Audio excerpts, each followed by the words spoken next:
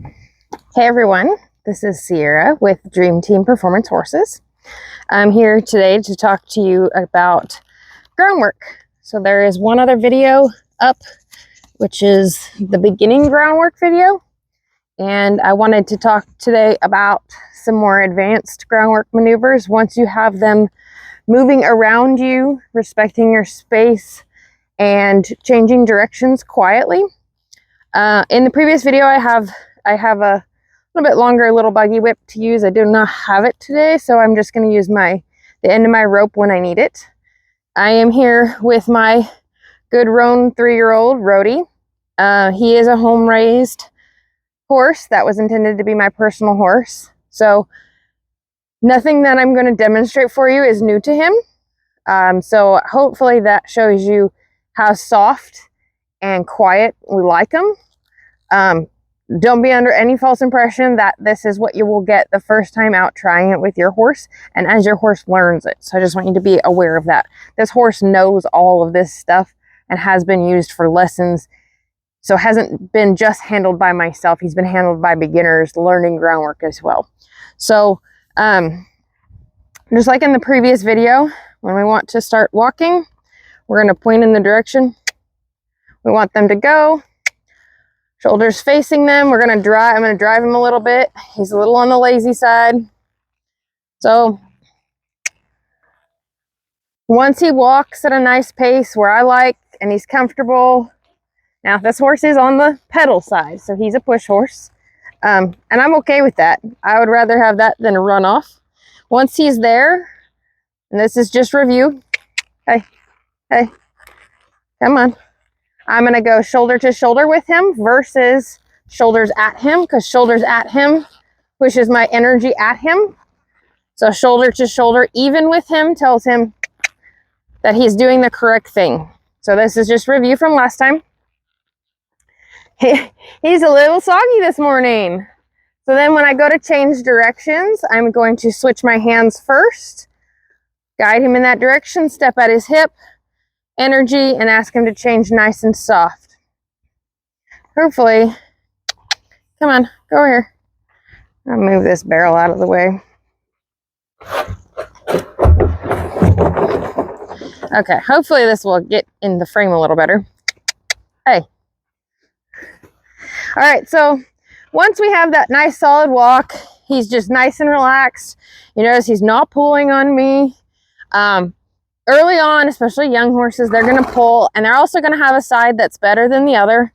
So if they're really pulling on you, what we can do is we make that a little uncomfortable for them. So let's say he's really pulling on me and keeping this rope tight. He's got a nice slack rope. But if he's pulling on it, I'm going to pull him in and come off of it. Send him out. So he's got to be closer to me. Pull him out. If he's good, I'm going to let that rope out. This horse likes to stay off the pressure. Like I said, he's a home raised, so he's been doing this his whole life. But we'll get some young ones that'll drag out on that rope. So just to answer the why as far as some of this groundwork, it just goes back to everything we do on the ground has some sort of translation in the saddle. If they're leaning on us on the ground, they're not going to be light and soft when we're in the saddle. They're going to end up leaning on us. So everything you see with this horse is very light in the face when we ride. All I have to do is think about stopping, and this horse puts his backside in the ground. So the next step, we want to speed this up, right? So we don't always want to walk. Walking is excellent. I think not enough people do it, especially in their groundwork. They tend to just go right into moving fast, which is good, and a horse needs to be respectful of that. But walking and being quiet until I say let's go is also very good. So that was a nice change. So when I prepare my horse, because it's all about preparation, when I prepare my horse to trot him off, the first thing I'm going to do is I'm actually going to lift my hand up. So this is walk, this is trot. So we teach this in addition to doing groundwork. It makes it different, right? So I've already prepared him that something is going to change. If you are showing in showmanship, halter, or in-hand trail, teaching them the hand lift will help them trot with you and help them learn to trot just in hand, not just on the lunge rope. So first one is pick my hand up, I'm going to cluck a little bit to him. I'm going to speed my energy up. And you see, he kind of puts his head up like, okay, I know something's coming, so I'm going to add a little more energy at his hip. I might spank him a little until he trots. And you notice I am moving my feet. So our energy and our feet movement need to match where we want him to be. Come on. And I'm keeping my hand out. And I'm using my cluck. So he's being lazy. Come on, go forward. So really, I used my rope, I upped my energy, and I said, no, sir, you need to go. If he's being good, I'll relax and go shoulder to shoulder with him. So my energy is much different than at the walk. So if I slow my energy down and drop my hand, this horse walks. That's what we want. So if we're in the saddle, we don't always want to be pedaling our horses, just driving them to send them on. I know, we're going to reverse. We also don't want to be hauling on them to stop. So if we can teach them on the ground to look for our body and look for our cues, they're going to start looking for that quickly once we get in the saddle with them. Okay, so we're going to do it one more time this way. Hand up, energy up, cluck, off we go. And the minute he does it, you'll notice I slide my hand on this rope quite a bit. I let him have a little rope. That's his release, saying, you did good, buddy. So now I'm kind of walking a little slower than I was before. So once you have the trot down, and it's not going to happen in one session, especially a horse that's never done the lunge thing, especially one that might be a little lazy, you can actually go from jog. I can speed my energy up and I can speed this horse up. Okay? This horse is not a big trotter, but there is a difference, right? So if I slow myself down, oh, he walked. That's okay. I'm not going to discipline. Hand up. Little energy. Say, no, you need to jog. Trot. Okay? So until they get the trot real solid and until they're real good at turning, I don't go into my reverse at a trot. I always walk them. So if I want him to walk, I'm going to drop my hand, slow my body down, walk. And you see he drops right down. So I'll change my hand, step 2. Send him off, and then I'm going to lift my hand, energy, trot. So I'll do it in a second. We'll reverse at the trot. But you want to give them confidence. So going too fast and asking too much of them too soon diminishes their confidence. And you notice, even if he makes a mistake and say, for him, a mistake is going too slow, I'm not going to rail on him because, one, he's being super respectful. He's listening. He's paying attention. You notice that inside ear is always cocked to me. I can hold this rope with a fingertip and he's not pulling it out of my hand. So this horse is being super good, and we have to acknowledge and reward those things. You know, there's a time and a place to get after one for sure. I'll be the first to tell you that sometimes people are not hard enough on their horses. But if they're trying, then you just keep, okay, they can make the mistake, and you ask them again. So I'm going to get my hand out here. I'm going to ask this horse to speed up a little bit. There we go. So you start to get this body and foot control on the ground, and it really translates into the saddle. So we're going to do a reverse at the trot here. It is no different than a walk, except for you have to keep your feet and your energy forward until you're ready for that turn and reverse. So I'm going to keep my feet and my energy going. Get a little lazy. Keep it going. I'm going to change the rope in my hands. Stop my energy, direct it at his hip. Send him on his way. And he's trying to avoid that barrel, which is okay. I'm not going to discipline him for it. Okay? I was okay with that. If this is a horse that is just starting out with groundwork, that was awesome. Now, this horse I know can be a little bit, can be snappier. So I'm going to try it again. Keep my energy up, hands, hip, drive. Oh, he got a little flustered. That's okay. I'll let him go because he moved off. Okay, so we're going to do it again. This horse is geared towards the ranch classes, so he can turn around. So we're gonna change hands. Oh, he's already thinking about it. And he backed up, so I took the pressure off. I don't want him to back. I want him to just think about rolling over that hawk. And I don't want him to be afraid of me, right? So we're gonna try that again. Change hands. Energy at his hip. I was okay with that. I mean, it wasn't the greatest, but he didn't back up and he crossed over. If you have one that's not paying a ton of attention to you when you're lunging, reverse them. If they're just straight not paying attention, come on, bud, and they're just doing whatever they want to do, or they're not listening into, let's say, a down transition, I would reverse them. Like if he didn't do a down transition when I asked, change directions, okay? Because when you change directions, they're forced to face you. They're forced to pay attention because you're in their way, right? And they have to think about, just like we talked about in the first video, they have to think about moving around you and your bubble. You notice this horse never crowds me. This horse never once thinks about that. He's more apt to go backwards than he is to get in my space. And that's huge because although I love him, I do, and I coddle and baby this horse because he's special. Get on with it. Come on. See, he's being lazy, and I know this horse. Yeah, there you go, okay?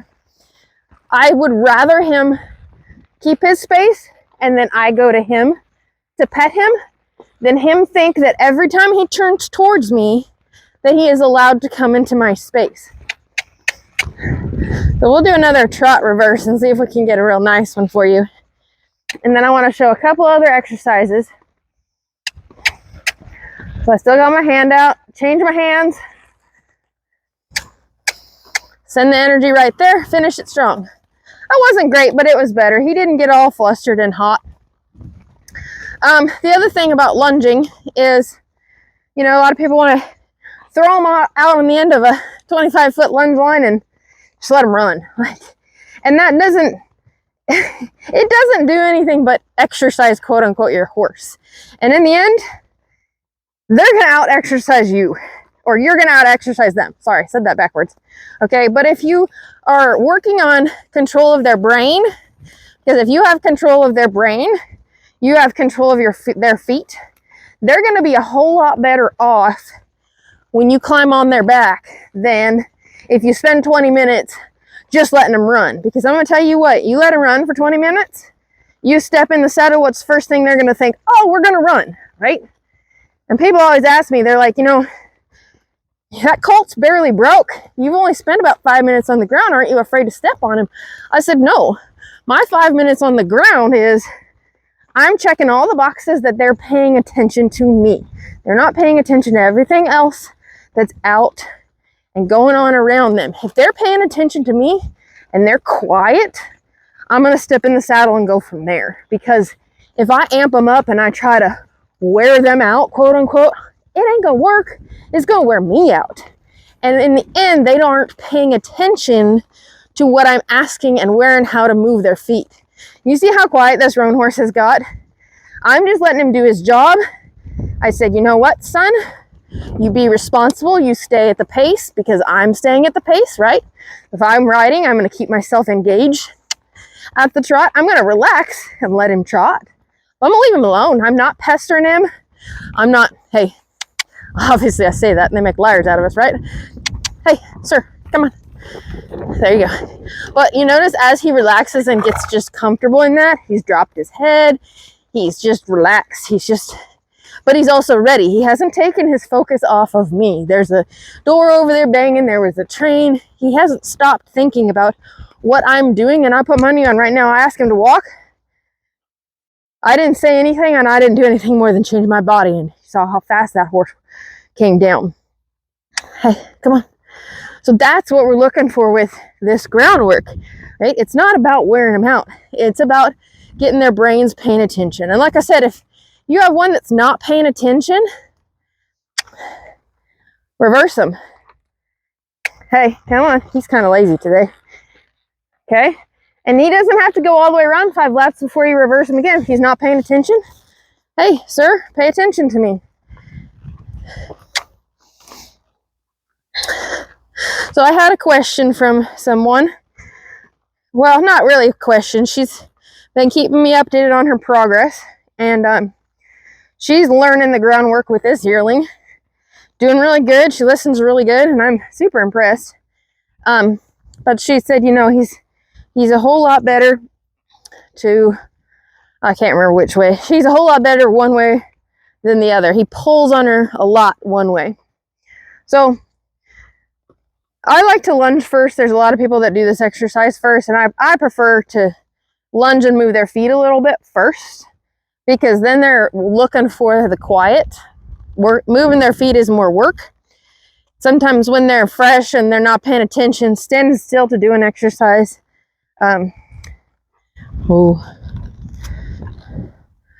So you notice when I stopped him, I left him over there. No. Back up. Thank you. So leaving them over there tells them I'm not going to coddle you. You have to be confident and you have to be comfortable being on your own. If I approach you, oops, I hope that didn't make a noise. I can love on you, I can be with you, but if I put you there, that's where you stay. Okay? I haven't given him any indication that he needs to come to me. Okay? My body changes, and I just put a little pressure on the halter, and I cluck.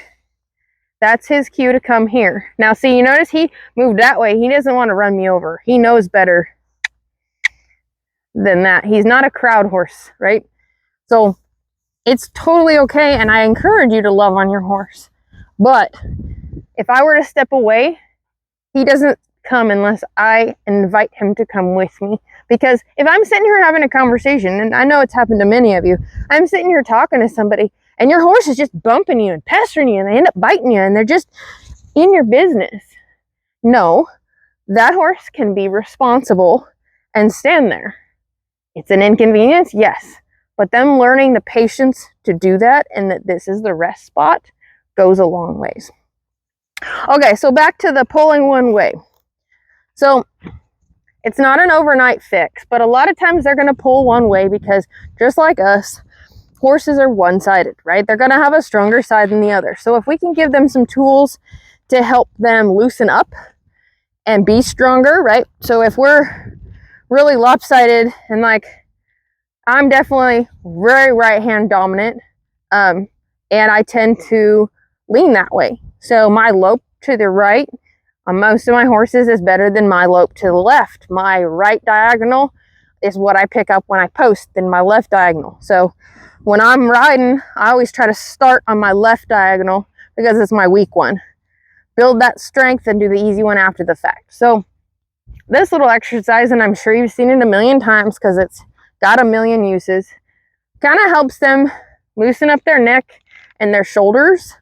And if we can get them to start thinking, looking into us in the circle, because a lot of times when a horse pulls on you, they're bent the opposite way of the circle and they're pulling away. So if they can have their neck loose enough that they can start thinking about looking at you when you're on that side, then that will help. Is it an easy fix? Absolutely not, because there is more that goes into that than just them being tight. But I like this exercise because it does that. It loosens them up.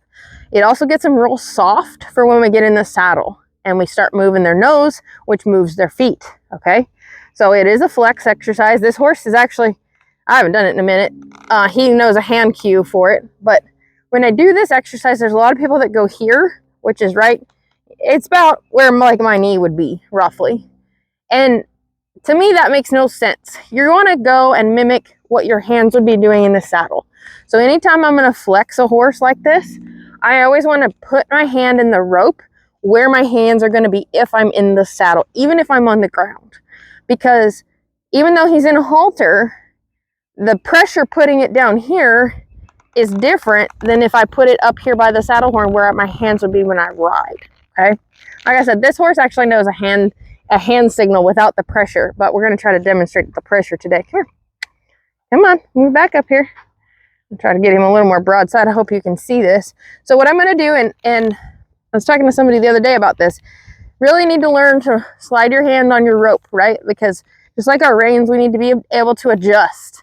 I don't ever give a death grip on my rope, because then I'm kind of stuck. Okay, I need to be able to let that rope slide in through my hands. I'm going to use my right hand here. I'm going to pull my rope, slide it, and I'm just going to pick up. Ooh. Whoa.